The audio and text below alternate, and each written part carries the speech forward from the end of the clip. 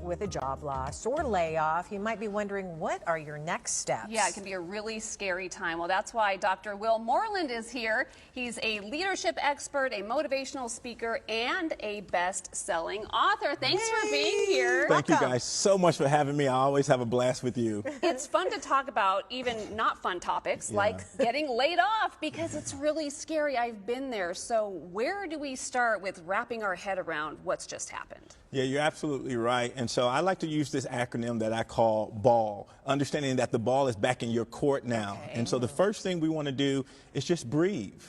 Just take a moment to breathe, because as you say, that fear, that anxiety starts building up. And so we just want to take a moment, right? Because you don't want to make decisions when you're frantic. So first is just breathe.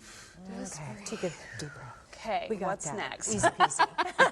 And so the next thing is, now we want to assess our situation, right? Do we need to call our creditors? Do we need to call the bank, the mortgage? What are our bills looking like? Do we have a partner that we need to talk to? Do we need to have a conversation with them and say, okay, for the next several months, this is what it's going to look like. This is where you really want to game plan and get a game plan into place, so you know what your next calculated move is going to be. Oh, that's a good one. You also will get some help and support along the way, just by, verbalizing and communicating, right? Letting people know. And that leads us into number 3, where I say leverage your contacts. Yes. Now it's time to leverage your contacts, calling your aunt, calling your friends that you went to college with, anyone you know that could possibly help you find another job. Don't walk it alone. Don't do it alone. So leverage those contacts. Okay, good advice. And then the last one is, I think the hardest part of it. It's lean in. I like that. It's a brand new opportunity. So just lean in, embrace it, right? Don't get upset. Don't get up mad about what you used to have. Look at all the new possibilities ahead and lean into it. I feel maybe like you did take it a all walk. wrong. Right. No, you know what though?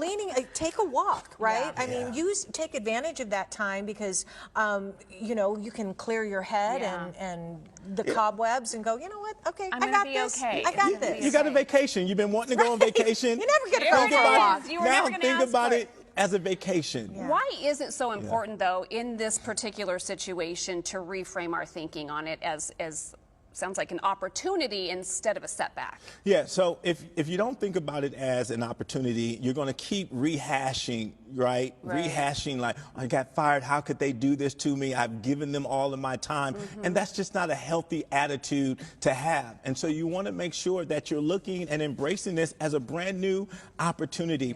I heard this a long time ago, and it's always stuck with me. Usually what you think is your worst day ends up being your best day. Ooh, that's really good. It also could be a great time to make a shift, right? Maybe clearly what you were doing wasn't working for whatever reason. Maybe it's time to think outside of the box. Many times we need that push, right? I work with organizations all around the world, and a lot of employees that I talk to, they're wanting to change careers, but they're afraid. They're scared. And so sometimes we just need that little nudge, aka layoff or being fired, right?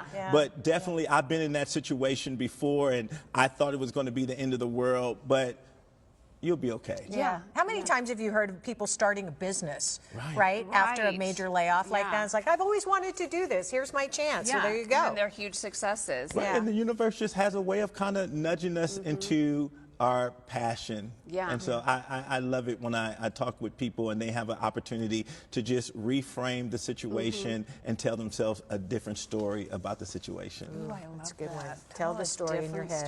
The ball is in your court.